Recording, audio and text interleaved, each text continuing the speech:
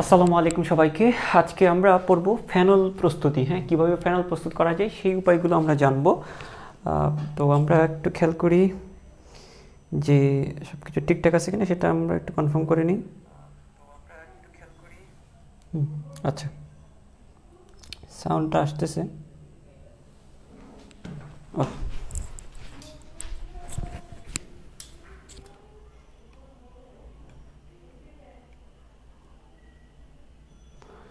ঠিক আছে, তাহলে এই ফেনলটা আমরা কত উপায়ে প্রস্তুত করতে পারি সেটা আমরা একটু দেখি। ফেনলটা প্রস্তুত করা যায় হচ্ছে 4টা উপায়ে ফেনল প্রস্তুত করা যায়। কয়টা উপায়ে? 4টা উপায়ে ফেনল প্রস্তুত করা যায়। এই 4টা উপায় আমরা এইভাবে জানবো। আমরা 4টা উপায় এইভাবে মনে রাখতে পারি যে কেউ, খেয়াল করো, আমরা এইভাবে মনে রাখবো যে কেউ কেউ আমায় আলকাতরা এনে আনি দাও। কেউ আমায়টা লাগবে না, কেউ আলকাতরা এনে দাও। কেউ কি এনে দাও? আলকাতরা আনি দাও। আনি দাও। এনে দাওকে লোকাল ল্যাঙ্গুয়েজে আনি দাও বলা হয়। কোনো কিছুকে এনে দাওকে লোকাল ল্যাঙ্গুয়েজে আনি দাও বলে। বিশেষ করে চট্টগ্রামে এটা বলে। আচ্ছা, তাহলে দেখো, কেউ আলকাতরা আনি দাও। কেউ কি করে দাও? আলকাতরা এনে দাও। এই শব্দটা দিয়ে আমরা মনে রাখতে পারি যে ফেনলটা আসলে কত উপায়ে তৈরি করা যায়। আমি আবারও বলছি, ফেনল প্রস্তুত করার 4টা উপায় রয়েছে। তুমি এটা এইভাবে মনে রাখতে পারো, কেউ আলকাতরা আনি দাও মানে এনে দাও। কেউ আলকাতরা এনে দাও। ওকে, তাহলে আমরা একটু দেখি। আমরা যদি প্রথমটাতে যদি দেখি যে প্রথমটা কি আসলে, এই কেউ দিয়ে আমরা মনে রাখবো। কেউ দিয়ে আমরা মনে রাখবো কিউমিন পদ্ধতি। কি পদ্ধতি? কিউমিন পদ্ধতিতে ফেনল তৈরি করা যায়। কোন পদ্ধতি? কিউমিন পদ্ধতি। খেয়াল করো, কি পদ্ধতি বলো? কিউমিন পদ্ধতি। কেউ দিয়ে আমরা মনে রাখবো কিউমিন পদ্ধতি। আলকাতরা দিয়ে স্যার কি মনে রাখবো? আলকাতরা দিয়ে আমরা মনে রাখবো আলকাতরা থেকেও ফেনলটা পাওয়া যায়। আলকাতরার মধ্যম তৈল থেকে। আলকাতরার মধ্যম তৈল থেকে। কোত্থেকে? আলকাতরার মধ্যম তৈল থেকে। মধ্যম তৈলটা কি? এগুলো পরে ভেঙে ভেঙে আমরা পড়বো। মধ্যম তৈল থেকে। ঠিক আছে, আচ্ছা। তারপর বলা হচ্ছে আনি দাও। আনি দাও মানে হচ্ছে অ্যানিলিন। আনি দাও মানে কি? অ্যানিলিন। অ্যানিলিন থেকে। আনি দাও দিয়ে আমরা মনে রাখবো অ্যানিলিন। তো অ্যানিলিন থেকেও তৈরি করা যায়। তারপর আমরা যদি আসি দাও। দাও দিয়ে হচ্ছে ডাউ পদ্ধতি। দাও দিয়ে কি? দাও দিয়ে ডাউ পদ্ধতি। দাও দিয়ে কি বলো? ডাউ পদ্ধতি। আমরা কি শিখলাম? আমরা শিখলাম যে ফেনল প্রস্তুতির কয়টা উপায় আছে? ফেনল প্রস্তুতির 4টা উপায় আছে। সেটা হচ্ছে কি? কেউ আলকাতরা আনি দাও। কেউ আমাকে কি করে দাও? আলকাতরা এনে দাও। এটাই হচ্ছে ফেনল প্রস্তুতির 4টা উপায়। কেউ দিয়ে হচ্ছে কিউমিন পদ্ধতি। আলকাতরা দিয়ে হচ্ছে আলকাতরার মধ্যম তৈল থেকে ফেনল পাওয়া যায়। আনি দাও দিয়ে হচ্ছে অ্যানিলিন থেকে পাওয়া যায়। ডাউ পদ্ধতি হচ্ছে আর দাও দিয়ে হচ্ছে কি? ডাউ পদ্ধতি। দাও দিয়ে কি? ডাউ পদ্ধতি। আমরা এক নম্বরে আসি। 1 নম্বর পদ্ধতিটাতে আসি যে কিউমিন পদ্ধতি কি আসলে। 1 নম্বরটা হচ্ছে কিউমিন পদ্ধতি। তাহলে স্যার কিউমিন পদ্ধতিটা কি? কিউমিন পদ্ধতি সেটা, এই কিউমিন পদ্ধতিটাকে মনে রাখার জন্য আর একটু কাজ করতে হবে আমাদের। ঠিক আছে,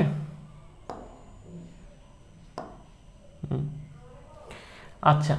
এই কিউমিন পদ্ধতিটা আবার কতগুলো যৌগের নাম মুখস্থ রাখতে হবে, সেটা আমরা একটু দেখি। যে কিউমিন পদ্ধতি সেটা আমরা কিভাবে মনে রাখতে পারি, এটা কারণ এগুলো ভুলে যাই আমরা।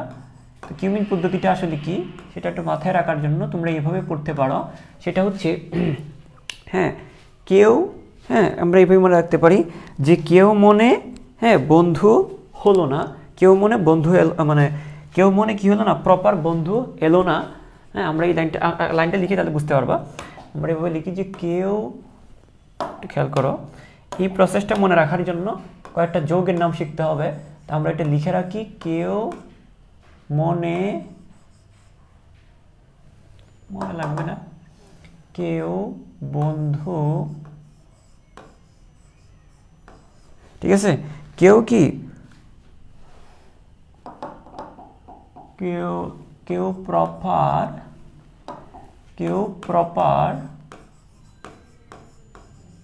বন্ধু হলো না, ঠিক আছে, কেউ কি প্রপার বন্ধু হলো না, 250 টাকার পাস্তা খেয়ে 250 টাকার পাস্তা খাইয়ে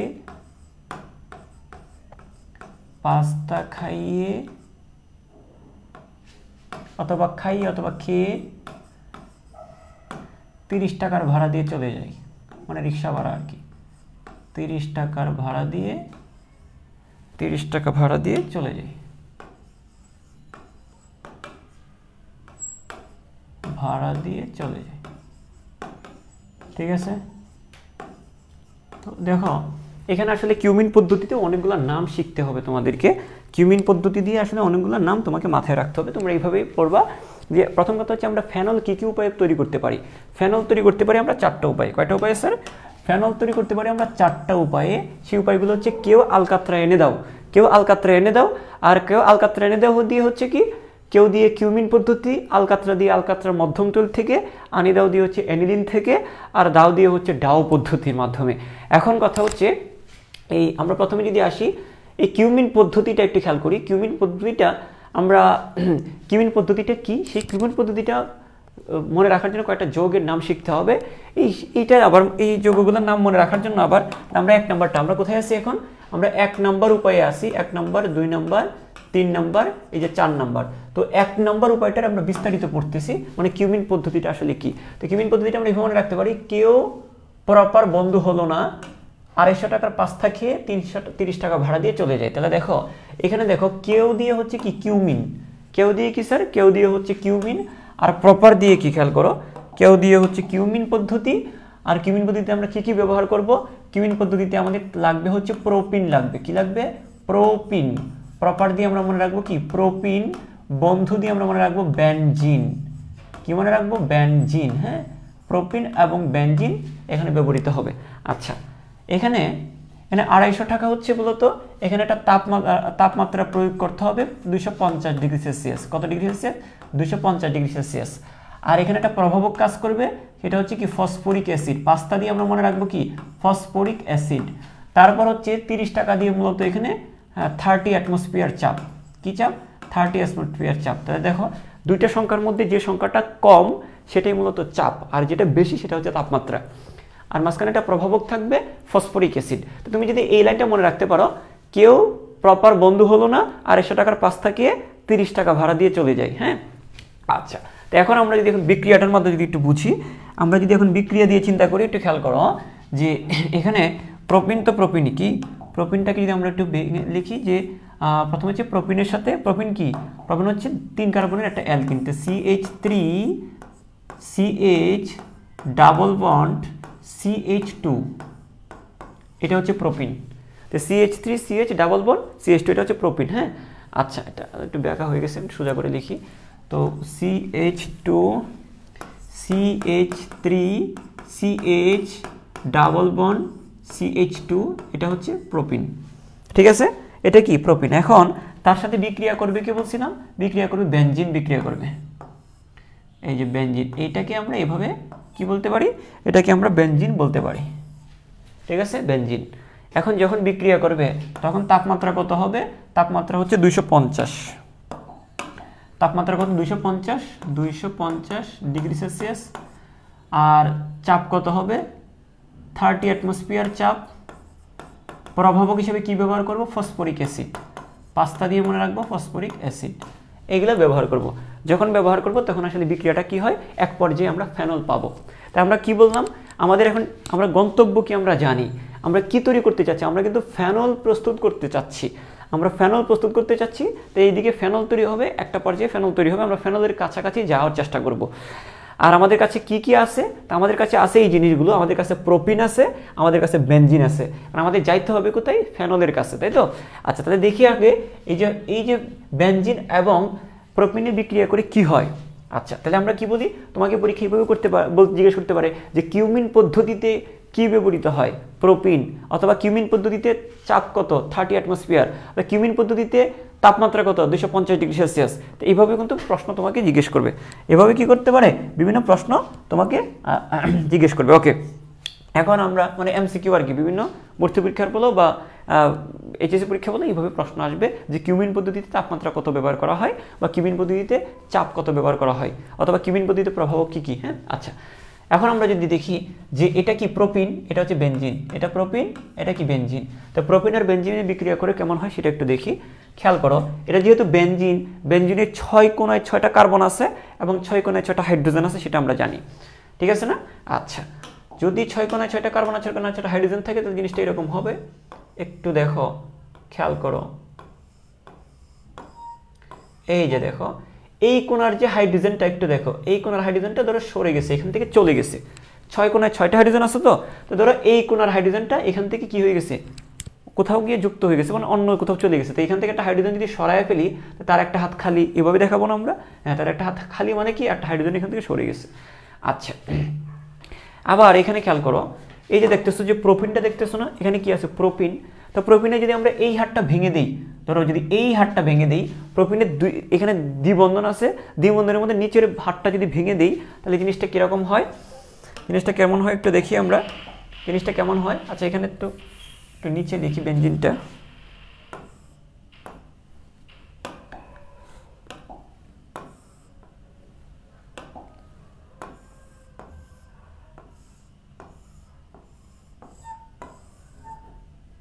আচ্ছা, তো আমি যেটা বলতে চাচ্ছিলাম যে এই যে প্রোপিন, যেটা এই প্রোপিনটার বন্ধনটা আমরা ভাঙবো এখানে। এই যে দ্বিবন্ধনের একটা বন্ধন যদি ভেঙে দিই, তো জিনিসটা এরকমভাবে থাকবে, জিনিসটা এরকমভাবে থাকবে। এই যে CH3, তারপরে হচ্ছে CH, তারপরে হচ্ছে CH কত 2, তাহলে এর একটা হাত এবং কি এর একটা হাত, দুইটা হাত, দুইজনে দুইটা হাত খালি হবে। খেয়াল করো, এই যে দেখো আমরা এই যে নিচের এই বন্ধনটা যদি ভাঙি, নিচের এই বন্ধনটা যদি ভাঙি, দুইটা কার্বনের দুইটা হাত খালি হবে, এই কার্বনটার একটা হাত খালি হবে, এই কার্বনটার একটা হাত খালি হবে। তাহলে দেখো যে এই কার্বনটার এই যে একটা হাত খালি হয়েছে এবং এই কার্বনটার একটা হাত খালি হয়েছে, দেখো, ঠিক আছে। এখন কথা হচ্ছে এই কার্বনের একটা হাত, দেখো এই কার্বনের এই একটা হাত আর বেনজিনের একটা হাত মিলে একটা বন্ধন হয়ে গেল এখানে। এই কার্বনের একটা হাত আর বেনজিনের একটা হাত মিলে একটা কি হয়েছে, বন্ধন হয়ে গেল, ঠিক আছে। তাহলে এই কার্বনের কিন্তু একটা হাত এখন খালি আছে, তো ওই খালি হাতে আসলে কি করবে, আমরা এই যে বেনজিন থেকে একটা হাইড্রোজেন এখান থেকে সরাই ফেলছিলাম না, কারণ এই যে এইভাবে দেখছি মানে কি, একটা হাইড্রোজেন এখান থেকে সরে গেছিল না, ওই যে হাইড্রোজেনটা সরে গেছিল ওই হাইড্রোজেনটাই মূলত এখানে গিয়ে যুক্ত হয়ে যাবে, এই যে এখানে গিয়ে যুক্ত হয়ে যাবে। কোথায় গিয়ে, এই যে এখানে গিয়ে যুক্ত হয়ে যাবে, ঠিক আছে, ওই কার্বনটার খালি হাতে গিয়ে যুক্ত হয়ে যাবে। তাহলে আলটিমেটলি এটা কি তৈরি হলো একটু খেয়াল করো তো, আলটিমেটলি এটা তৈরি হলো কি, দেখো আলটিমেটলি এটা কি তৈরি হলো, এই যে CH3 এটাকে আমরা কি বলতে পারি, CH3 বলতে পারি, ঠিক আছে, কি বলতে পারি, CH3 বলতে পারি। এখন দেখো, তা আমি সহজ কথা যদি আমি আরেকবার একটু বলি, দেখো এখানে বেনজিনের এখান থেকে একটা হাইড্রোজেন সরে গেছে, বেনজিনের এখান থেকে কি একটা হাইড্রোজেন প্রথমে সরে গেছিল, তো তার কি বেনজিনের একটা হাত খালি হয়েছে, ওই খালি হাতের মধ্যে ওই তাহলে বেনজিনের এই খালি হাত আর এখানে বন্ধন ভাঙার কারণে যে এই কার্বনের একটা হাত, তাহলে এই কার্বনের একটা হাত আর বেনজিনের খালি হাতে মিলে একটা বন্ধন হয়ে গেল। তাহলে এই কার্বনের একটা হাত এখনো বাকি আছে, ওই খালি হাতটাতে ওই বেনজিনের এই হাইড্রোজেনটা গিয়ে বসে গেছে, ঠিক আছে। আচ্ছা, এটা আমরা বুঝতে পারলাম। তাহলে এখানে এই যে যৌগটা তৈরি হইলো, এই যৌগটার নামই হচ্ছে, তা আমরা হাইড্রোজেনটাকে কি লিখতে পারি, এই যে যৌগটা, তাহলে এটা CH3 লিখতে পারি, তো এই কার্বনটার সাথে মোট 3টা হাইড্রোজেন যুক্ত, ঠিক আছে। আচ্ছা, এই যে যৌগটা তৈরি হলো, এই যৌগটা কি বলা হয়, এই যৌগটা কি বলা হয়ে থাকে কি, এই যৌগটার নামই হচ্ছে কিউমিন। এই যৌগটার নামই কি, এই যৌগটার নামই হচ্ছে কিউমিন। এই জন্য এই পদ্ধতিটাকে বলা হচ্ছে কিউমিন পদ্ধতি। কারণ বলতে পারি যে স্যার আমরা তো ফেনল তৈরি করতেছি, তাহলে এখানে কোথায়, এখানে কি, হ্যাঁ আমরা যাব এখান থেকে আস্তে আস্তে ফেনলের কাছে যাব। তো দেখো ফেনলের, তাহলে আমরা ওই যে বেনজিন এবং প্রোপিন, এই যে বেনজিন এবং প্রোপিন থেকে আমরা কিউমিন পাচ্ছি, এক পর্যায়ে আমরা ফেনলের কাছে যাব। হ্যাঁ, এক পর্যায়ে আমরা কি তৈরি করবো, ফেনল তৈরি করব। মাঝখানে কি তৈরি হয়েছে, একটা কিউমিন নামক একটা বস্তু তৈরি হয়েছে বা একটা পদার্থ তৈরি হয়েছে, যার কারণে আমরা বলতেছি এটা কিউমিন পদ্ধতি। ক্লিয়ার? এখন কথা হচ্ছে কিউমিন থেকে কিভাবে ফেনলে যাবো একটু দেখি। তা আমরা কিউমিনটাকে এইভাবে লিখতে পারি, আমরা কিউমিনটাকে এইভাবে লিখতে পারি কিভাবে, এই যে দেখো এই যে এখানে CH3, এই যে CH3, তারপরে যে এখানে CH আছে, এই যে CH লিখলাম, তারপরে এখানে CH3 আছে, আমরা এখানে 3টা হাইড্রোজেনকে একসাথে লিখে দিতে পারতেছি CH3। এটাই হচ্ছে আমাদের কিউমিন। ঠিক আছে, এই কিউমিনটাকে খেয়াল করো, এই কিউমিনের সাথে যদি আমরা কিসের বিক্রিয়া ঘটাই, হ্যাঁ আচ্ছা সব কিছু ঠিকঠাক আছে তো না? ওকে, আচ্ছা এখানে এই যে কিউমিন, এই যৌগটার আবার একটা নাম বলতে পারো তুমি, বলতে চাইলে দেখো এটা কি হয়, এটাকে আমরা আইসোপ্রোপাইল কি বলতে পারি, আইসোপ্রোপাইল বেনজিনও বলতে পারি। এটার আরেকটা নাম আমরা কি বলতে পারি, আইসোপ্রোপাইল বেনজিন। এটার আরেকটা নাম হচ্ছে আইসোপ্রোপাইল বেনজিন, আইসোপ্রোপাইল বেনজিন। কেননা কার্বন 3টা আছে তাই প্রোপাইল, কার্বন 3টা আছে তাই কি প্রোপাইল, আর এই একটা কার্বনের সাথে আরো 2টা কার্বন যুক্ত আছে, এই জন্য আমরা এটা বলতেছি আইসোপ্রোপাইল।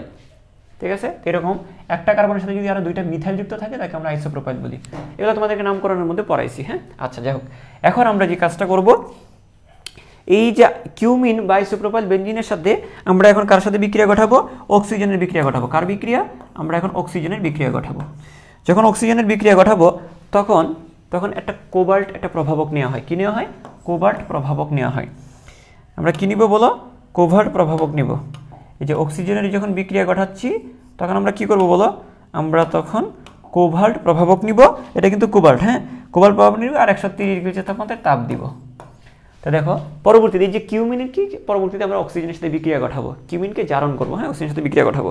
যখন অক্সিজেনের সাথে বিক্রিয়া ঘটবে তাহলে মাথায় রাখবা, তাহলে কি হবে, এটা কি হইতে পারে একটু দেখো।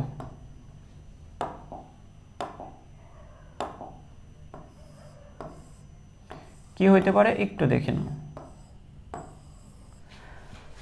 দেখো কি হবে, খেয়াল করো, আমরা এই যে 2টা অক্সিজেন দেখতে পাচ্ছি না আমরা, এই 2টা অক্সিজেন এই কার্বন এবং অক্সিজেনের সাথে যুক্ত হয়ে যাবে। মানে কি দেখো, আমি এই জিনিসটা কিভাবে লিখতেছি দেখো, এই যে CH3, এই যে CH3 আমরা লিখলাম, এই যে CH3, হ্যাঁ CH3 লিখলাম, তারপর একটা বন্ধন, এই যে একটা বন্ধন, এই যে একটা কার্বন, এই যে একটা কার্বন এখানে আছে, এই যে একটা বন্ধন, এই যে একটা বন্ধন, মানে এখানে যা আছে এখানে আমি তাই লিখলাম। হ্যাঁ তারপরে দেখো এই যে কার্বন, এই যে হাইড্রোজেন, আচ্ছা এই কার্বনটার সাথে একটা CH3 যুক্ত আছে না, দেখো তো এই কার্বনটার সাথে একটা CH3 যুক্ত আছে।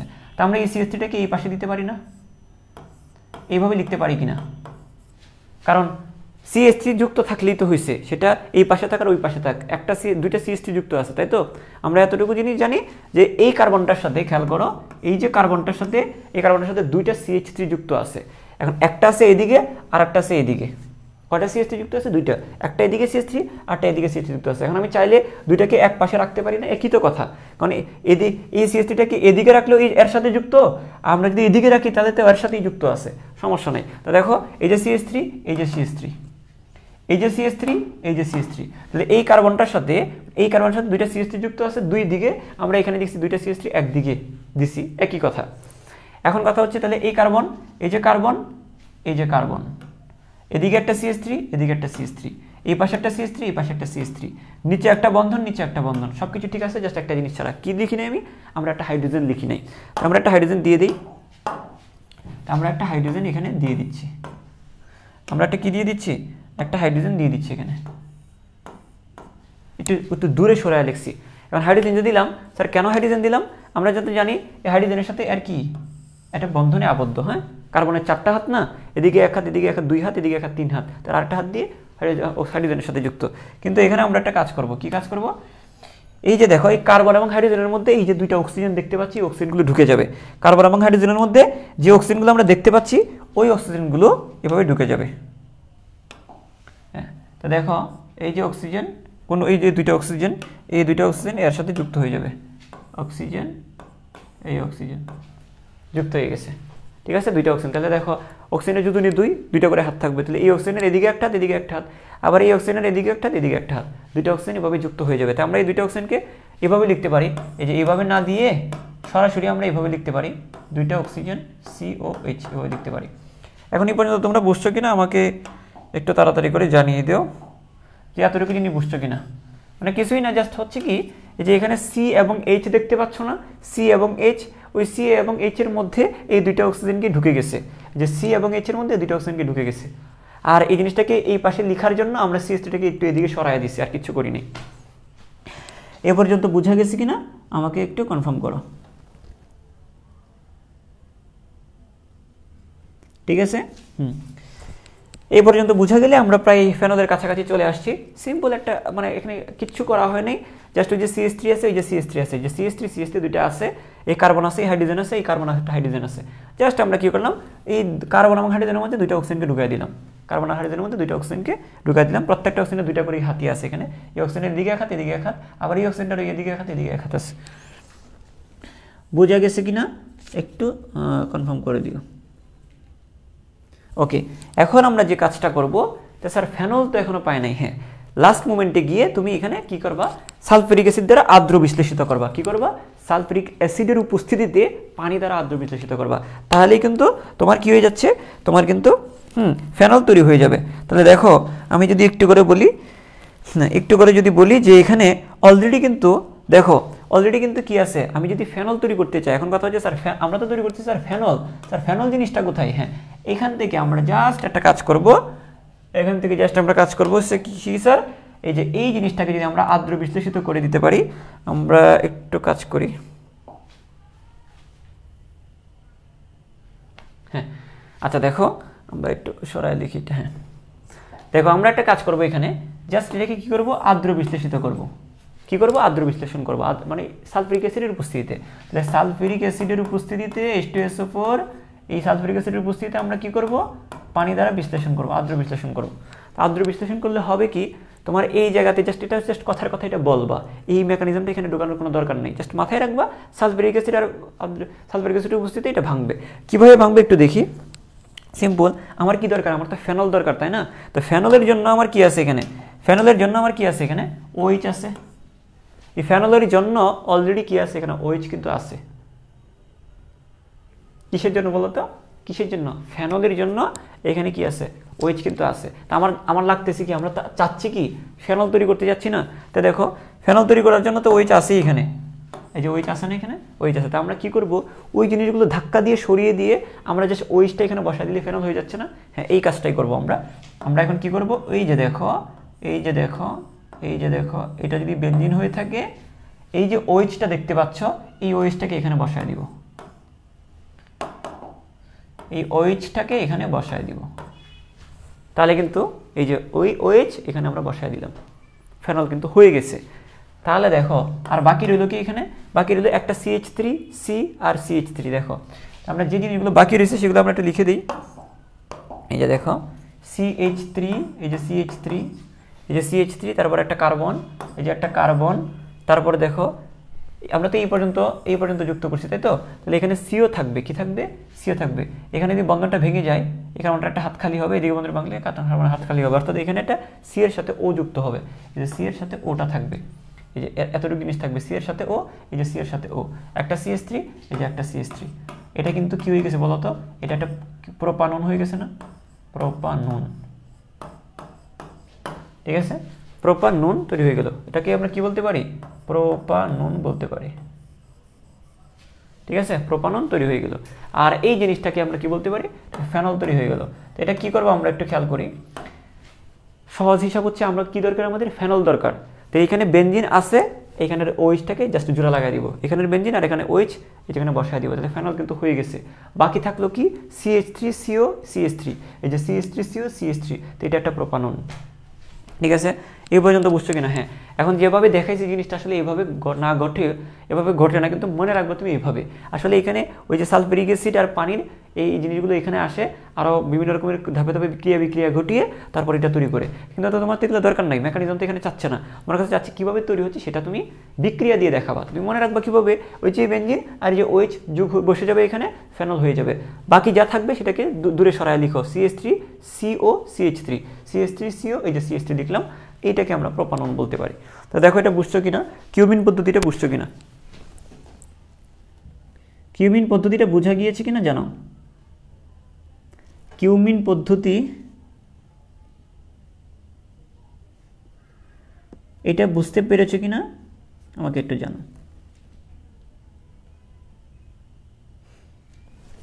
হ্যাঁ, তো এখন আমরা কি হলো, what is this?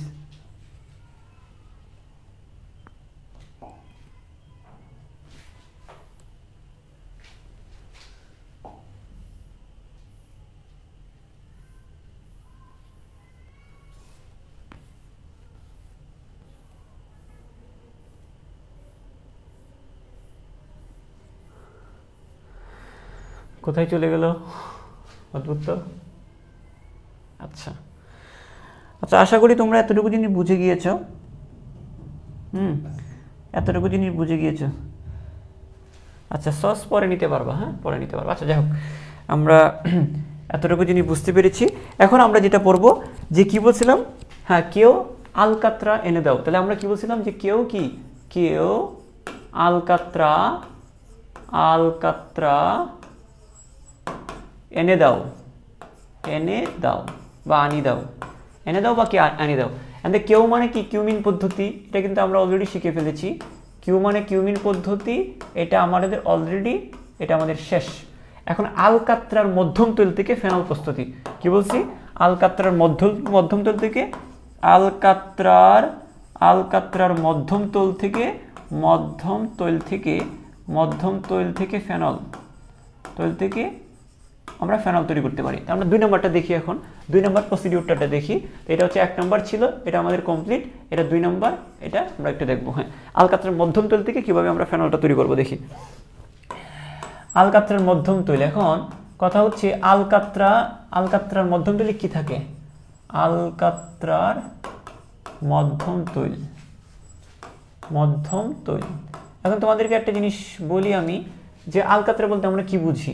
আলকাত্রা হচ্ছে ওই যে আমরা বিভিন্ন ওই যে পেট্রোলিয়াম যেগুলো আমরা কি করি, আংশিক পাতন করি, তখন বিভিন্ন অংশে পৃথক হয় না, তার একটা অংশ হচ্ছে আলকাত্রা হয়। হ্যাঁ, আমরা পেট্রোলিয়াম, ওই যে তোমাদের ক্লাস 9-10-এ কেমিস্ট্রি লাস্টের দিকে ছিল না, এই যে বিভিন্ন পেট্রোল বা বিভিন্ন অ্যালকেনের মিশ্রণকে যখন আমরা কি করি, পাতন করি, তখন পাতনের একটা অংশ হচ্ছে আলকাত্রা। ওকে, তা আলকাত্রা বলতে বিভিন্ন হাইড্রোকার্বন থাকবে এখানে। তো আলকাত্রার মধ্যম তৈলে কি থাকবে, আলকাত্রার আবার একটা বিভিন্ন অংশ আছে, লঘু তৈল, মধ্যম তৈল। তো আলকাত্রার মধ্যম তৈলে মূলত থাকে 2টা জিনিস থাকবে, 3টা জিনিস থাকবে মূলত, ফেনল থাকবে, ক্রিসল থাকবে, ন্যাপথালিন থাকবে। তো আলকাত্রার মধ্যম তৈলে কি থাকবে, আলকাত্রার মধ্যম তৈলে 3টা জিনিস থাকবে। এক হচ্ছে, এখন আমি যদি বলি আলকাত্রার মধ্যম তৈলে 3টা জিনিস থাকবে, একটা হচ্ছে ফেনল, কি থাকবে স্যার, একটা হচ্ছে ফেনল থাকবে, তারপরে কি থাকবে, ক্রিসল থাকবে, তারপর কি থাকবে স্যার, ন্যাপথালিন থাকবে, এই 3টা জিনিস থাকে। তাহলে দেখো আলকাত্রার মধ্যম তৈলে কোন 3টা উপাদান থাকে, ফেনল, ক্রিসল, ন্যাপথালিন। এখন কথা হচ্ছে আমাদের তো দরকার কোনটা দরকার, আমরা কি চাচ্ছি, আমরা তো চাচ্ছি ফেনল প্রস্তুত করতে, তাই না, আমরা চাচ্ছি ফেনল প্রস্তুত করতে। এই জিনিসটাকে আলাদা করে নিয়ে আসায় আমাদের এখন টার্গেট, এইগুলোর মধ্য থেকে কি করা, এই আলাদা করাটাই আমাদের টার্গেট। ঠিক আছে, তো এগুলাকে একত্রে আমরা কি বলবো, এইগুলাকে একত্রে আমরা বলতেছি, এগুলাকে আমরা একত্রে বলতেছি কি, এগুলাকে আমরা একত্রে বলবো হচ্ছে, এইগুলাকে আমরা একত্রে বলবো স্যার কি, এগুলাকে একত্রে বলবো মধ্যম তৈল, এটাকে আমরা মধ্যম তৈল বলতেছি বা মধ্যম তেল বলতেছি। হ্যাঁ, আচ্ছা, এটাকে যদি, এই জিনিসটাকে যদি শীতল করে ফেলি, কি করি, শীতল করি, তা দেখো এই জিনিসটাকে যদি আমরা শীতল করি, কি করি, শীতলীকরণ যদি করি, তাহলে এই যে ন্যাপথালিনটা কি হয়ে যাবে, জমাট বেঁধে যাবে বা দানা দানা হয়ে যাবে, মানে কেলাসিত হবে, ন্যাপথালিনটা কি হবে, কেলাসিত হবে। তো শীতলীকরণে, এই জিনিসটাকে শীতলীকরণ করলে, শীতলীকরণে কি হয়, শীতলীকরণে ন্যাপথালিন কেলাসিত হয়, কি হয়, ন্যাপথালিন কি হয়, কেলাসিত হয়, মানে ন্যাপথালিনটা পাত্রের তলায় জমা পড়ে যায়, পাত্রের তলায় অধক্ষেপিত হয়। হ্যাঁ, ন্যাপথালিনটা কি হয়, পাত্রের তলায় জমা পড়ে যায় বা কেলাসিত হয়। এই যে এই ন্যাপথালিনটা কি হয়, কেলাসিত হয়, তো কেলাসিত হয়, তখন শীতলীকরণে ন্যাপথালিন কেলাসিত হয়। শীতলীকরণের পরে কি থাকবে তাহলে আমাদের কাছে তাহলে কি থাকবে, আমাদের কাছে থাকবে হচ্ছে, হ্যাঁ ফেনল থাকবে, আমাদের কাছে থাকবে হচ্ছে ফেনল, তারপরে থাকবে ক্রিসল, ফেনল থাকবে, ক্রিসল থাকবে, ন্যাপথালিন থাকবে, সরি ন্যাপথালিন তো চলে গেছে, হ্যাঁ এই ফেনল আর ক্রিসল থাকবে। ঠিক আছে, ফেনল আর ক্রিসল থাকবে, এই জিনিসটা থাকবে। এখন এই জিনিসটা থেকে আমাদের ফেনলটাকে পৃথক করতে হবে। এখন ক্রিসল এবং আরও কিছু উপাদান থাকবে, মূলত আরও কিছু উপাদান থাকবে, এইগুলো তৈলাক্ত স্তর হিসেবে থাকবে, কি হিসেবে থাকবে, তৈলাক্ত স্তর হিসেবে থাকবে। এই ফেনল এবং আরও কিছু উপাদান এরা তৈলাক্ত স্তর হিসেবে থাকবে, কি থাকবে, তৈলাক্ত স্তর হিসেবে থাকবে। আমরা যদি বলি এটা থাকবে তৈলাক্ত স্তর হিসেবে, এটা থাকবে তৈলাক্ত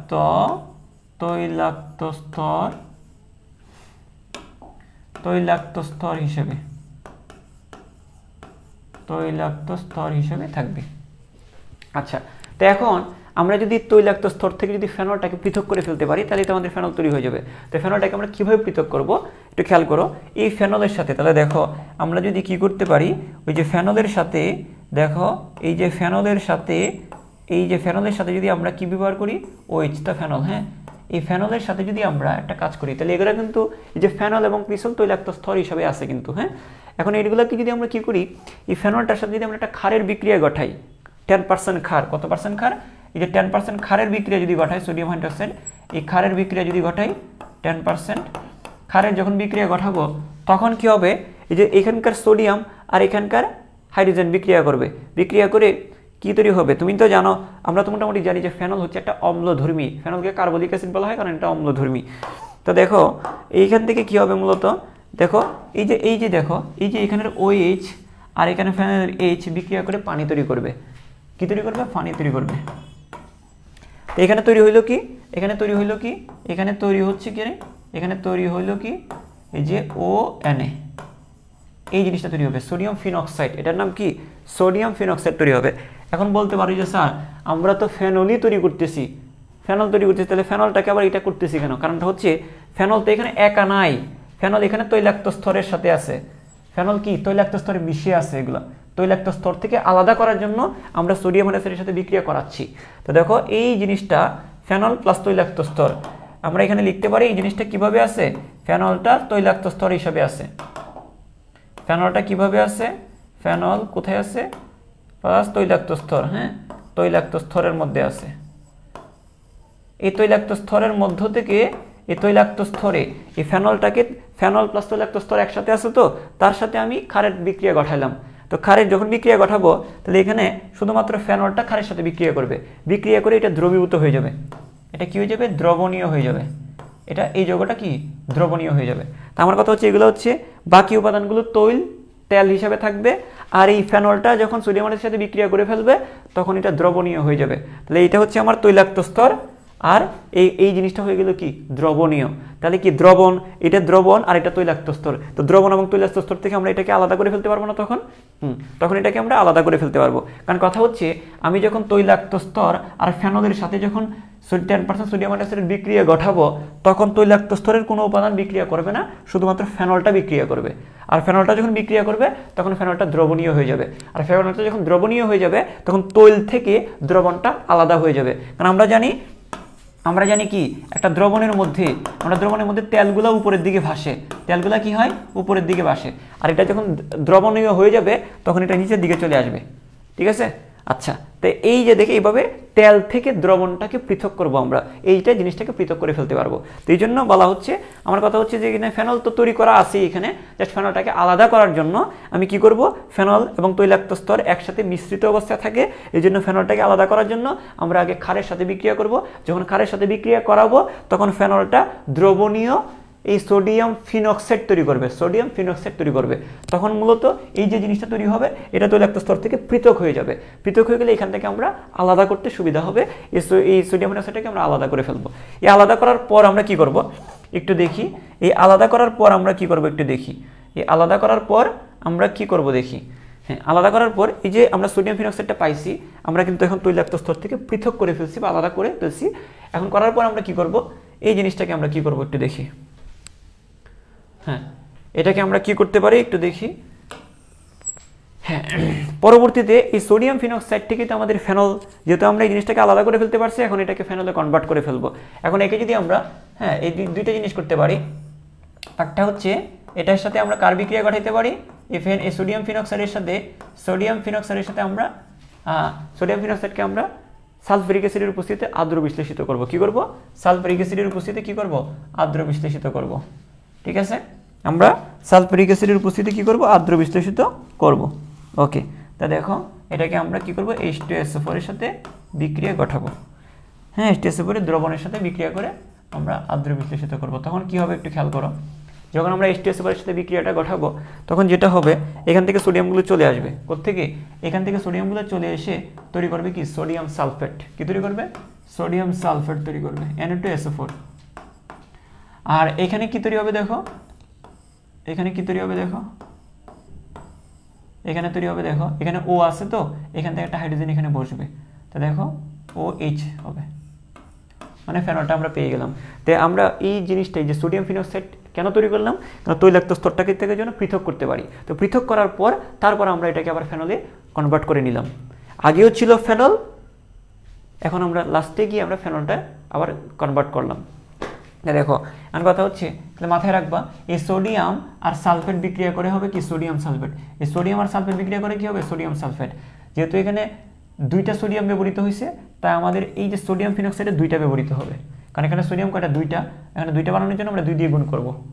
ঠিক আছে, এই সোডিয়ামটা সরে গিয়ে এখান থেকে দুইটা হাইড্রোজেন এখানে বসে যাবে, এভাবে দুইটা ফেনল তৈরি করবে। এখন জিনিসটা বুঝছো কিনা বলো, জিনিসটা বুঝছো কিনা বলো। এটাকে আমরা আরেকটা কাজ করতে পারি, এই যে সোডিয়াম ফিনক্সাইডটাকে শুধু অ্যাসিডের সাথে না, এই সোডিয়াম ফিনক্সাইডটাকে চাইলে আমরা এই যে সোডিয়াম ফিনক্সাইডকে চাইলে এই সোডিয়াম ফিনক্সাইডকে আমরা কার সাথে বিক্রিয়া ঘটাতে পারি, হ্যাঁ পানি কার্বন ডাইঅক্সাইডের সাথে বিক্রিয়া ঘটাতে পারি। কার সাথে? পানি এবং কার্বন ডাইঅক্সাইডের সাথে বিক্রিয়া ঘটিয়ে আমরা ফেনল তৈরি করতে পারি। পানি প্লাস কার্বন ডাইঅক্সাইডের সাথে বিক্রিয়া ঘটিয়েও আমরা ফেনল তৈরি করতে পারবো। কিভাবে দেখো, কিভাবে দেখো, এই যে দেখো, তাহলে এখানে যে সোডিয়াম আর এখানে যে কার্বন ডাইঅক্সাইড বিক্রিয়া করে তৈরি করবে সোডিয়াম কার্বনেট। কি তৈরি করবে বলো? সোডিয়াম কার্বনেট তৈরি করবে। তো এখানে যে সোডিয়াম, এখানে যে সোডিয়াম, এই যে এখানে যে সোডিয়াম আর এখানে যে কার্বন ডাইঅক্সাইড বিক্রিয়া করে কি তৈরি করবে সোডিয়াম কার্বনেট তৈরি করবে।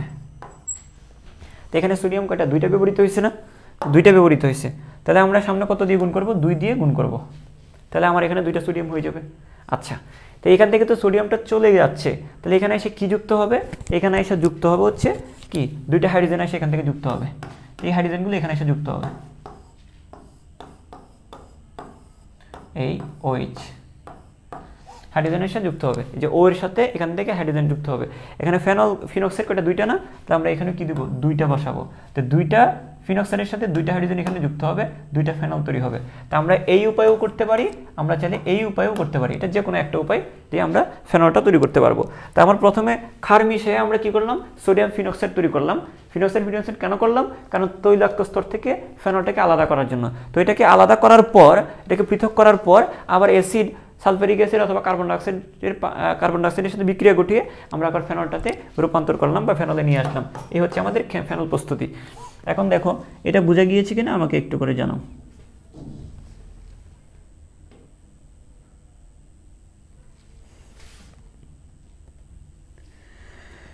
আশা করি তোমরা জিনিসটা বুঝতে পেরেছো, আমাকে একটু করে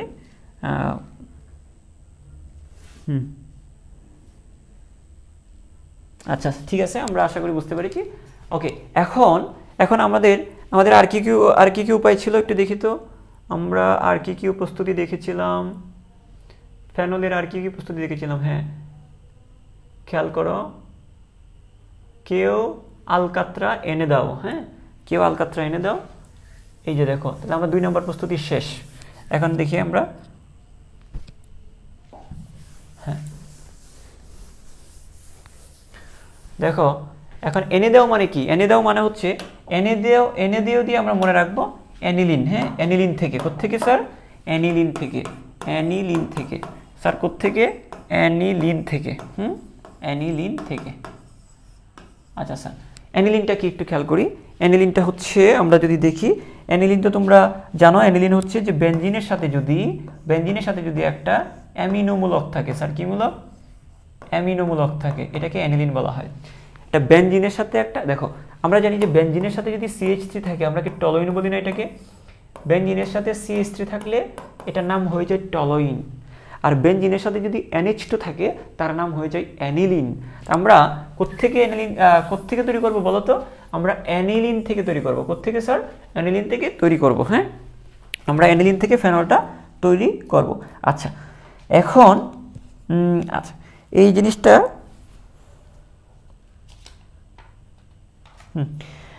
তো এটা আসলে পরীক্ষাগারে করা হয়, এই জিনিসটা পরীক্ষাগারে করা হয়। আমরা 3 নম্বর উপায়টাতে তাহলে চলে আসি। 3 নম্বর উপায়টা হচ্ছে কি অ্যানিলিন থেকে, 3 নম্বর উপায় হচ্ছে কি স্যার অ্যানিলিন থেকে, অ্যানিলিন থেকে, ঠিক আছে।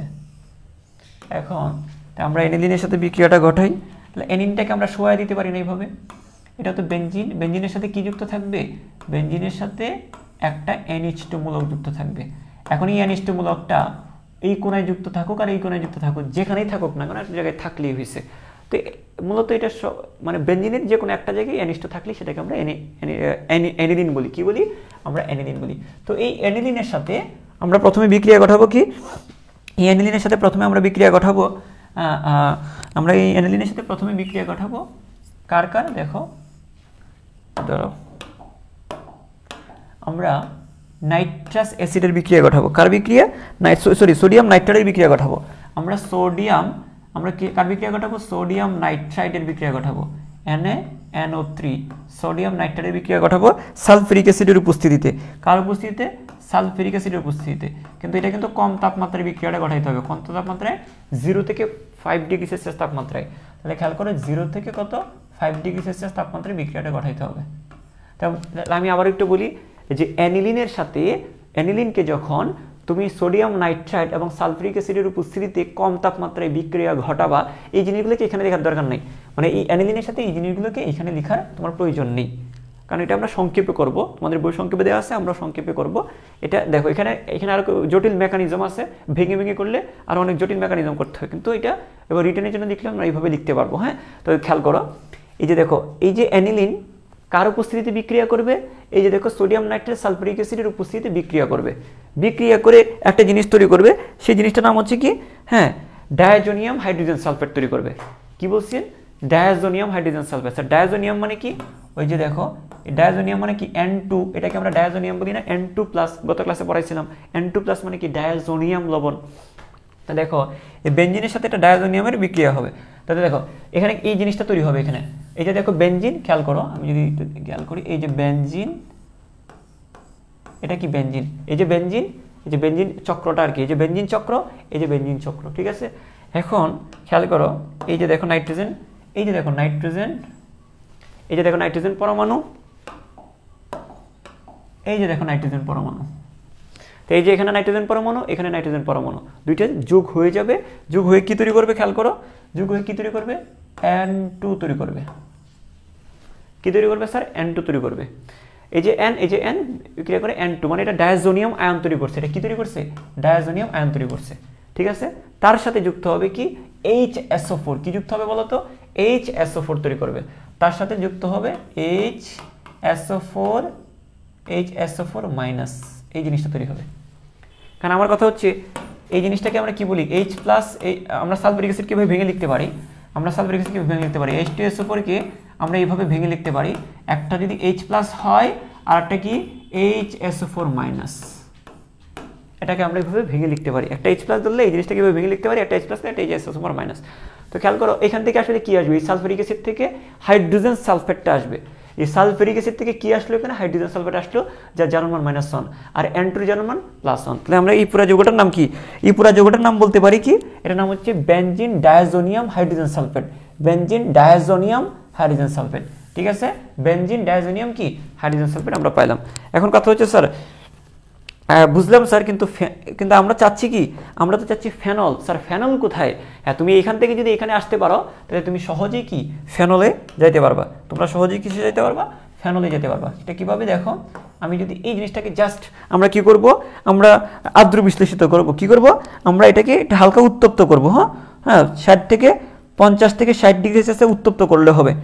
এই যে পানির উপস্থিতিতে 50 থেকে 60 ডিগ্রি সেলসিয়াস তাপমাত্রায় উত্তপ্ত করব। জাস্ট যখন আমরা পানির উপস্থিতিতে 50 থেকে 60 ডিগ্রি সেলসিয়াস তাপমাত্রায় উত্তপ্ত করব, তখন এই জায়গাতে ফেনল তৈরি হবে। কি তৈরি হবে? ফেনল তৈরি হবে। কিভাবে? দেখো আমরা যদি এখানে দেখি, যে এখানে কি আছে? একটা H আছে আর কি আছে? OH আছে না? এই পানি মানে কি? একটা H আর একটা কি? OH, তাই তো? আচ্ছা, তো এখন কি হবে? এটা খেয়াল করো, এখন কি হবে? এই যে দেখো, এই যে এখান থেকে আমাদের টার্গেট কি? আমাদের টার্গেট তো ফেনল তৈরি করা, তাই না? আমাদের টার্গেট হচ্ছে ফেনল তৈরি করা। আমাদের টার্গেট কি? ফেনল তৈরি করা। এখন ফেনল তৈরি করার জন্য আমার কি লাগবে? ফেনল মানে কি? বেনজিনের সাথে কি থাকবে? একটা বলো তো দেখি, বেনজিনের সাথে একটা কি থাকবে বলো? বেনজিনের সাথে কি থাকবে বলো? একটা OH থাকবে, তাই না? এটাই তো আমাদের টার্গেট, উদ্দেশ্য। তো এই যে জিনিসটা খেয়াল করো, এই যে জিনিসটাকে পুরাটাকে আমি এখান থেকে সরাই দিব, পুরোটাকে এখান থেকে বের করে দিব। বের করে দিয়ে এই যে OH-টাকে যুক্ত করে দিব। হ্যাঁ, আমরা কাকে যুক্ত করে দিব বলো? আমরা এখানে OH-টাকে যুক্ত করে দিব। এই জায়গায় একটা OH যুক্ত করে দিব। হ্যাঁ স্যার যুক্ত করে দিলাম। ওকে ফাইন, যুক্ত করে দেওয়ার পর তাহলে কোত্থেকে আসছে এটা, এই OHটা এখানে এসে বসে গেছে, ঠিক আছে।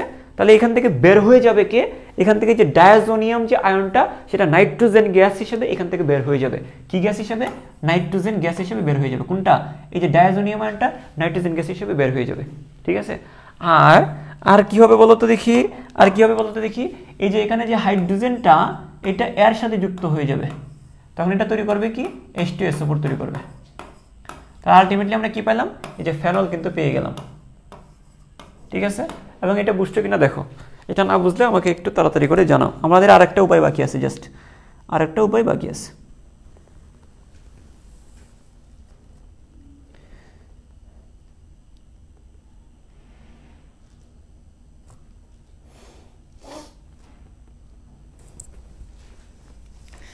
ঠিক আছে, এই পর্যন্ত ক্লিয়ার কিনা আমাকে একটু জানাও। হ্যাঁ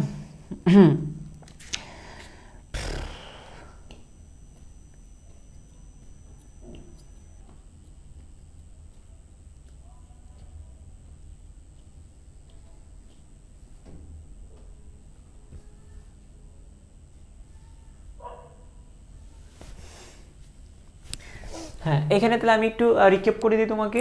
দেখো আমার কথা হচ্ছে অ্যানিলিন থেকে আমার বেনজিনে যাইতে, সরি ফেনলে যেতে হবে, তাই না। আমার কথা হচ্ছে, কারণ আমরা তো জানি 4টা উপায়ে আমরা ফেনল তৈরি করতে পারি। কেও আলকাত্রা এনে দাও, এনে দাও মানে কি অ্যানিলিন, তাহলে অ্যানিলিন থেকে ফেনলে যাইতে হবে, তাই তো। তো এই হচ্ছে আমার কাছে আছে অ্যানিলিন। তুমি যখন অ্যানিলিনের N দেখে ফেলছো তখন তুমি মাথায় রাখবা এখানে আমার কি করতে হবে, সোডিয়াম নাইট্রাইড প্লাস সালফিউরিক অ্যাসিডের বিক্রিয়া ঘটাইতে হবে। তাহলে এখানের অ্যানিলিনের N সোডিয়াম নাইট্রাইডের N বিক্রিয়া করে হয়ে যাবে কি N2, মানে ডায়াজোনিয়াম আয়ন। আর এখান থেকে আসবে সালফিউরিক অ্যাসিড থেকে আসবে হাইড্রোজেন সালফেট। তো ডায়াজোনিয়াম আর হাইড্রোজেন সালফেট আসলো, আসার পর তুমি যখন এরা 50 থেকে 60 ডিগ্রি সেলসিয়াসে হিট দিবা তখন এখান থেকে যা আছে সব ছিন্ন বিচ্ছিন্ন হয়ে চলে যাবে, জাস্ট পানি থেকে ওয়েস্টটা এখানে বসে যাবে। তো এই যে দেখো পানির ওয়েস্টটা এখানে বসায় দিলাম আর জিনিসগুলোকে বের করে দিলাম। কিভাবে বের করলাম, ডায়াজোনিয়ামটাকে আমরা বের করলাম নাইট্রোজেন গ্যাস হিসেবে, আর এই যে HSO4টাকে আমরা বের করলাম এই পানির H আর এই HSO4 বিক্রিয়া করে H2SO4 হিসেবে আমরা বের করে দিলাম, ঠিক আছে। আর এই জিনিসটাকে তুমি এখানে আলাদা করে এখানে যুক্ত করার দরকার নেই, জাস্ট কথা হচ্ছে আমার অ্যানিলিন কার উপস্থিতিতে বিক্রিয়া ঘটাবো, sodium nitrate plus acid, sodium nitrate plus acid, just দুইটা উপাদান এখানে মনে রাখবে একটু কষ্ট করে। আমার অ্যানিলিনের সাথে কার বিক্রিয়া ঘটাতে হবে, সোডিয়াম নাইট্রেট প্লাস অ্যাসিড। এখন এখান থেকে তুমি সুবিধা মতো কয়েকটা জিনিস নিবা, নাইট্রেটের শুধুমাত্র নাইট্রোজেনটাই নিবা, নাইট্রেটের নাইট্রোজেনটা নিবা, আর এই H2SO4 এর HSO4টা নিবা। এই যে দেখো তাহলে কি হইলো, এখানে নাইট্রোজেন আর এখানে নাইট্রোজেন মিলে আমরা ডায়াজোনিয়াম পাইলাম, আর এখান থেকে HSO4টা নিয়ে এই জিনিসটা তৈরি করলাম। এই জিনিসটার নাম হচ্ছে বেনজিন ডায়াজোনিয়াম হাইড্রোজেন সালফেট। লিখে দিই আমি, এটার নাম হচ্ছে বেনজিন, এতটুকু হচ্ছে বেনজিন, তারপর ডায়াজোনিয়াম ডায়াজোনিয়াম ডায়াজোনিয়াম ডায়াজোনিয়াম, তারপরটা কি হাইড্রোজেন সালফেট, কি সালফেট, হাইড্রোজেন সালফেট। এখন একে যদি আমরা কি করি, একটু হিট দিই বা তাপ দিই পানির উপস্থিতিতে, তখন এখানে ওইচটা বসে যাবে, ফেনল হয়ে যাবে, নাইট্রোজেন গ্যাস সালফিউরিক অ্যাসিড বের হয়ে যাবে। ওকে, আশা করি আমাদের ক্লিয়ার। এখন আমরা চলে আসি ডাউ। হ্যাঁ, ডাউ দিয়ে কি আসলে, ডাউ দিয়ে এই যে 4 নম্বর উপায়, ডাউ দিয়ে হচ্ছে 4 নম্বর উপায়। এই যে 4 নম্বর উপায়টা মূলত হচ্ছে ডাউ পদ্ধতি। স্যার কি পদ্ধতি, ডাউ পদ্ধতি। স্যার কি পদ্ধতি, ডাউ পদ্ধতি, ডাউ পদ্ধতি। তো ডাউ পদ্ধতিটা আমরা একটু খেয়াল করি, ডাউ পদ্ধতিটা আমরা একটু খেয়াল করি, খেয়াল করো। তো দেখো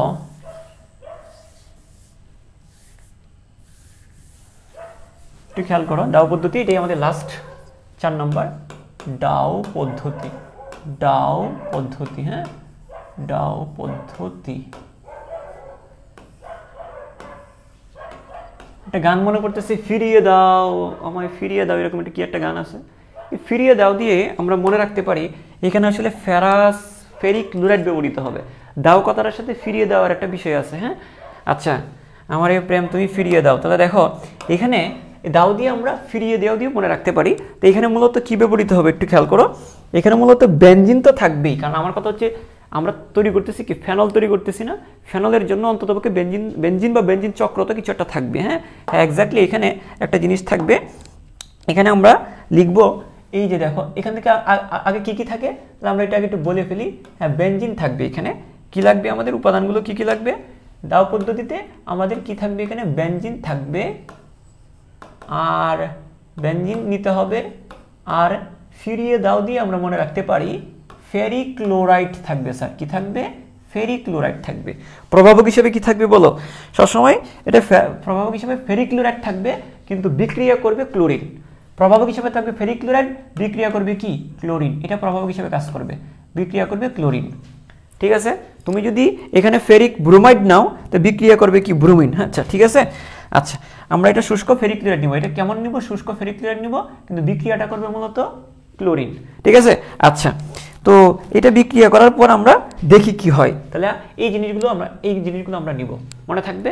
তাহলে দেখো ডাউ পদ্ধতিতে মনে রাখবো ফিরিয়ে দাও দিয়ে আমরা মনে রাখবো ফেরিক ক্লোরাইড ব্যবহার হবে এখানে প্রভাবক হিসেবে, কিন্তু বিক্রিয়াটা মূলত করবে ক্লোরিন গ্যাস। কার সাথে করবে, বেনজিনের সাথে।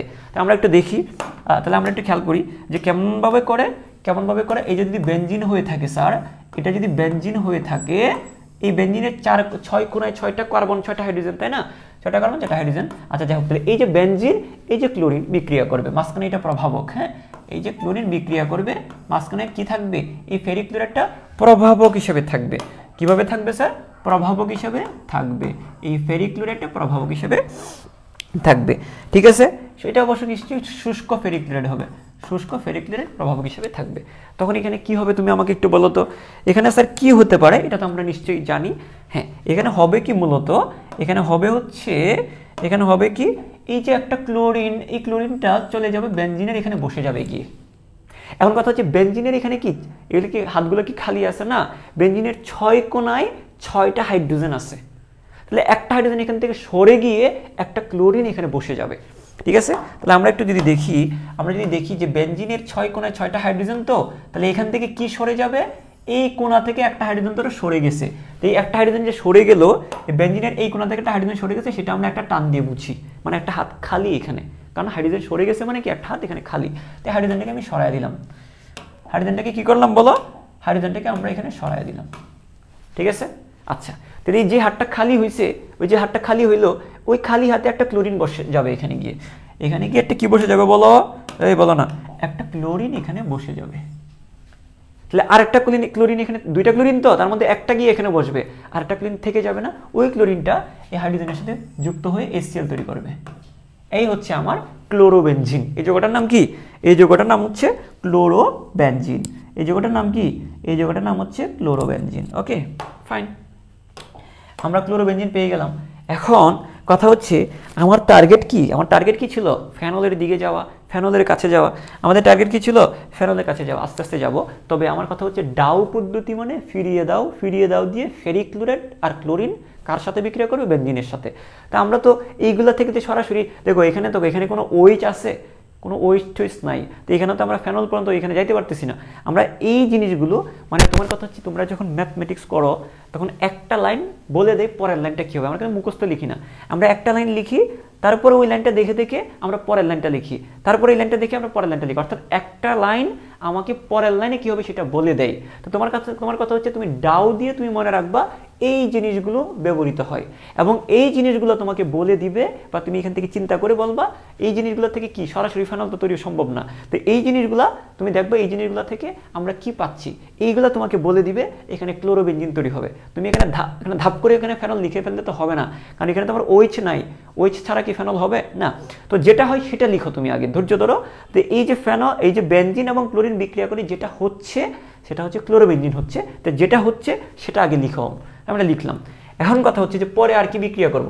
হ্যাঁ, পরে বিক্রিয়াটা হচ্ছে, পরে হচ্ছে এই যে ক্লোরোবেনজিনটার সাথে, এই ক্লোরোবেনজিনটার সাথে আমরা একটা জিনিসের বিক্রিয়া ঘটাবো। তাহলে তা আমরা তো ফেনলের কাছে যাইতে হবে, তাই তো, যেহেতু ফেনল প্রস্তুত করতেছি আমাদের ফেনলের কাছে যাইতে হবে। তো এই ক্লোরোবেনজিনটার সাথে আমরা কার বিক্রিয়া ঘটাবো, এই ক্লোরোবেনজিনটার সাথে আমরা ক্ষারের বিক্রিয়া ঘটাবো। স্যার কার বিক্রিয়া, ওই যে 10% ক্ষার, ওই যে একটু আগে করলাম। হ্যাঁ, 10% ক্ষারের বিক্রিয়া ঘটাবো।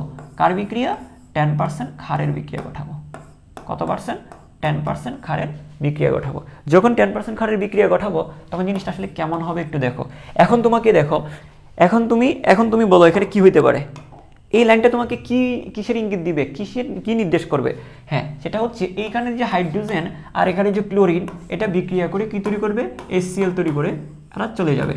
তাহলে এখানে থাকলো কি বলতো বাবা, এখানে থাকলো হচ্ছে এই যে দেখো আমার বেনজিন চক্রটা থাকবে, হ্যাঁ বেনজিন চক্রটা থাকবে, আর এখানে একটা হাত খালি হয়ে যাবে, যেহেতু ক্লোরিন এখান থেকে চলে গেছে এখানে হাতটা খালি হয়ে যাবে।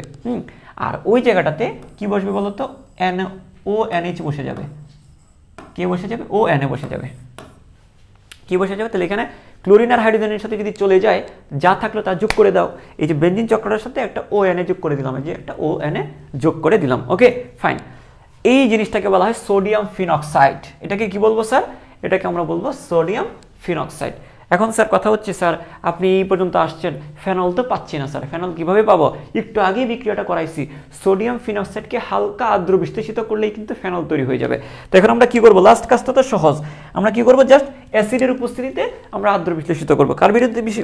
কার উপস্থিতি? অ্যাসিডের উপস্থিতিতে। তা আমরা এখানে লিখি, কি লিখবো আমরা তাহলে এই জিনিসটা আবার লিখি। আচ্ছা খেয়াল করো, এই যে ONA এর সাথে কার বিক্রিয়া ঘটাবো? আমরা একটা যে কোনো একটা অ্যাসিডের সাথে বিক্রিয়া ঘটাবো। আমরা সালফিউরিক অ্যাসিড নিলেও বিক্রিয়া হবে, একটু আগে করাইছিলাম সালফিউরিক অ্যাসিড দিয়ে, আমরা এখন HCl দিয়ে দেখাচ্ছি। মানে তোমার কথা হচ্ছে, তোমার কি এতটুকু, তোমার মাথাটা এতটুকু মানে প্র্যাকটিস করতে করতে এতটুকু মানে শক্তিশালী করতে হবে যে তুমি যেন বুঝে যাও যে কখন কোনটা কার সাথে মিশাইতে হবে। এখন কথা হচ্ছে, তুমি এগুলো হয়তো প্রথমবার করতেছো, তুমি যখন এটা 3-4 বার প্র্যাকটিস করো, 3-4 বার যখন লিখো, তখন তুমি কিন্তু এগুলো দেখে বুঝে যাবা। এখন ধরো তুমি কোনো নতুন একটা জায়গায় তুমি হঠাৎ করে গেছো, হঠাৎ কোনো কারণে বাইরেতে বেরোইলা, কোনো দোকানে বা বাজারে গেলা, তুমি কি চিনে কি বাসায় চলে আসতে পারবা? তোমার কি প্যাচ লাগতে পারে না? স্বাভাবিক। তো তোমাকে এগুলো প্রথমবার করাচ্ছি, তোমার কোনো আইডিয়া নেই যে কার সাথে কে বিক্রিয়া হয়। তো তুমি যখন বারবার এই জিনিসগুলো লিখবা, তখন তোমার মনের মধ্যে একটা আইডিয়া হয়ে যাবে বা একটা ধারণা তোমার মধ্যে গেঁথে যাবে যে কখন কোনটা যোগ করলে কোনটা তৈরি হবে, সেটা তুমি দেখে বুঝে ফেলবা। যেমন এখানে দেখো, এই সোডিয়াম ফিনক্সাইডের সাথে যতবার অ্যাসিড যোগ করবো ততবার ফেনল তৈরি হবে। এই কথাটা তুমি আজকে প্রথমবার শুনছো, এখন এটা প্র্যাকটিস করো, লিখো, যখন কয়েকবার প্র্যাকটিস করবা তখন তুমি নিজেই বুঝে যাবা যে কখন কোনটা যোগ করতে হবে। তোমাকে মুখস্থ করতে হবে, লিখে প্র্যাকটিস করবা, এগুলো মুখস্থের কিছু নাই, মুখস্থ থাকবেও না। তো এগুলো যখন লিখে যখন পরিচিত হবা জিনিসটা, ওই যে অপরিচিত ভাষা যেমন পরিচিত হই আমরা, অপরিচিত জায়গা পরিচিত হই, ঠিক একইভাবে এগুলো লিখে আমরা পরিচয় হব। তো দেখো এই বিক্রিয়াটাই যে দেখো, এই যে সোডিয়াম ফিনক্সাইড আমরা পাইছি, এখান থেকেই কিন্তু আমরা ফেনলটা পাবো। কি করলে? যে কোনো অ্যাসিডের সাথে বিক্রিয়া ঘটালে। এই বিক্রিয়াটা কিন্তু একটু আগেই আমরা করছি। কি ঘটাইছিলাম? মধ্যম তৈল থেকে যখন ফেনল তৈরি করতে হয়, তখন কিন্তু সালফিউরিক অ্যাসিড যুক্ত করছিলাম সোডিয়াম ফিনক্সাইডের সাথে। তো এখানে তার এই যে নলেজটা, এটা তোমাকে কিন্তু প্র্যাকটিস করে রপ্ত করতে হবে। 1-2 বার প্রথমবার এটা কঠিন লাগবে। আচ্ছা তাহলে দেখো, আমরা যে কাজটা করব, এই যে দেখো আমরা সোডিয়াম ফিনক্সাইড পেয়ে গেছি, এবং আমি কি বললাম, এর সাথে যে কোনো অ্যাসিডের বিক্রিয়া ঘটালেই এখানে ফেনল তৈরি হবে। তাহলে দেখো কি করতে হবে, কিভাবে ফেনল তৈরি হবে। দেখো এই যে এখানকার সোডিয়াম আর এখানকার ক্লোরিন বিক্রিয়া করলে হবে কি? Sodium chloride. এই যে দেখো সোডিয়াম ক্লোরাইড তৈরি হয়ে গেল। তাহলে আমরা কি পাইলাম? এখানে দেখো এই জিনিসটা পাইলাম, আর এখানে হাইড্রোজেন পাইলাম। তো দেখো এই যে আমাদের ফেনল পেয়ে গেলাম, এটাই হচ্ছে ডাউ পদ্ধতিতে ফেনল উৎপাদন। এই যে ফেনল উৎপাদন। হ্যাঁ, তাহলে আমরা কি করলাম? কেউ আলকাতরা এনে দাও, এটাই হচ্ছে ফেনল উপস্থিতির 4 নম্বর উপায়, মানে 4টা উপায়। তার মধ্যে লাস্টের যে পদ্ধতিটা আমরা পড়লাম, এই বিক্রিয়াটাই হচ্ছে ডাউ পদ্ধতি। এখন তোমরা সবসময় মাথায় রাখবা, বিশেষ করে আমরা যত কিছুই করি না কেন, আমাদের টার্গেট তো একটাই, হয়তো বুয়েটে পরীক্ষা দিব বা কোনো ভার্সিটিতে বা মেডিকেলে যাই হোক অ্যাডমিশন দিব। আমার কথা হচ্ছে পরীক্ষাগুলোতে নামীয় যে বিক্রিয়াগুলো আছে, এগুলো স্যাররা খুব বেশি পছন্দ করে। যেমন কিউমিন পদ্ধতি, এটা একটা বিশেষ নাম। তারপর হচ্ছে ডাউ পদ্ধতি, এটাও কিন্তু একটা বিশেষ নাম। তারপরে আরো কিছু বিক্রিয়া আছে, যেমন আমাদেরকে আগে পড়াইছিলাম যে ডিকার্বক্সিলেশন বিক্রিয়া, তারপরে হচ্ছে উডস-ফিটিক বিক্রিয়া। এই ধরনের নামীয় বিক্রিয়া যেগুলো আছে, এগুলো স্যাররা বেশি পছন্দ করে। অথবা তোমাকে প্রশ্ন করতে আসলে এগুলো সহজ হয়, তোমাকে একটা এমসিকিউ মেরে দিবে এখানে যে ডাউ পদ্ধতিতে কি প্রস্তুত করা যায়। জাস্ট একটা কথা বলে দিল তোমাকে, ডাউ পদ্ধতিতে কি প্রস্তুত করা হয়। এই যে ডাউ পদ্ধতিতে ফেনল প্রস্তুত করা হয়। সিম্পল, কারণ এই যে নামীয় বিক্রিয়া হইলে স্যারদের প্রশ্ন করতে সুবিধা হয়, এই জন্য এখান থেকে প্রশ্ন বেশি হয়। ঠিক আছে, তো এই জিনিসগুলো তুমি এইভাবে মনে রাখবা। তো যাই হোক, আমরা এই যে কেউ আলকাতরা এনে দাও, তা দাও দিয়ে আমরা মনে রাখবো ডাউ পদ্ধতি। আর ডাউ পদ্ধতি দিয়ে আমরা কি ব্যবহার করব? ফিরিয়ে দাও দিয়ে ফেরিক ক্লোরাইড ক্লোরিন। কার সাথে করব বিক্রিয়াটা? বেনজিনের সাথে। তো এই যে ফেরিক ক্লোরাইডের উপস্থিতিতে ক্লোরিনের বিক্রিয়া কার সাথে? বেনজিনের সাথে হবে। প্রথমবার কি তৈরি হবে? ক্লোরোবেনজিন তৈরি হবে। কি তৈরি হবে? ক্লোরোবেনজিন তৈরি হবে। এখন এই ক্লোরোবেনজিনটাকে আমরা কি করব? সোডিয়াম হাইড্রোক্সাইডের বিক্রিয়া ঘটাবো। তাহলে কি হবে? তাহলে সোডিয়াম ফিনক্সাইড তৈরি হবে। এই যৌগটার নাম কি? সোডিয়াম ফিনক্সাইড। তো সোডিয়াম ফিনক্সাইড তৈরি হবে। আর তোমার এতটুকু নলেজ এতক্ষণ হয়ে গেছে যে সোডিয়াম ফিনক্সাইড পর্যন্ত যদি আমরা আসতে পারি, যে কোনো অ্যাসিডের সাথে বিক্রিয়া ঘটালে সেটা ফেনল হয়ে যাবে। এই যে সোডিয়াম ফিনক্সাইড পর্যন্ত যদি আমরা আসতে পারি, যে কোনো অ্যাসিডের সাথে বিক্রিয়া ঘটালে সেটা ফেনল হবে। এতটুকু বুদ্ধি তোমার হবে তোমার মাথায়, তুমি যখন এটা বারবার প্র্যাকটিস করো। ঠিক আছে? কারণ এই ধরনের বিক্রিয়া একটু আগেই ঘটাইছি, যেখানে কি হয়েছিল যে সোডিয়াম, যেখানে কি হয়েছিল আমরা সালফিউরিক অ্যাসিড নিয়েছিলাম, ফেনল তৈরি হয়েছিল। আচ্ছা, এই জিনিসটা ক্লিয়ার কিনা আমাকে একটু জানাও। সাউন্ড কি নাই নাকি? আচ্ছা আচ্ছা আচ্ছা, হ্যালো হ্যালো হ্যালো, কি সাউন্ড হচ্ছে না?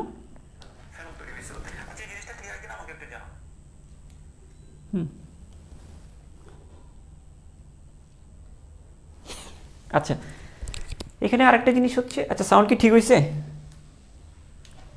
সাউন্ড কি ঠিক হয়েছে? হ্যালো,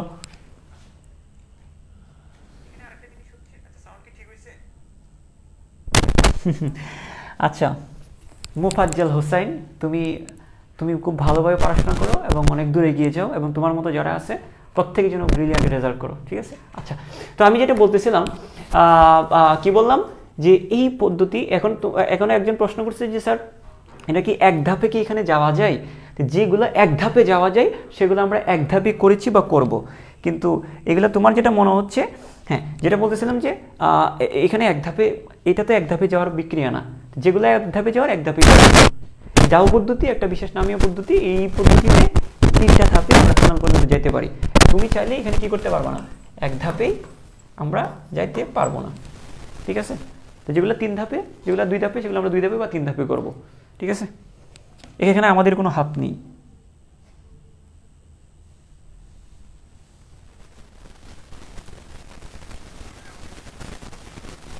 আমি তো সাউন্ড শুনতে পাচ্ছি। ঠিক আছে, তাহলে আমি আর এই ক্লাসটা লম্বা না করি, তোমরা যতটুকু পড়াইছি সেটা একটু বারবার পড়ে একটু প্র্যাকটিস করো, এবং এটা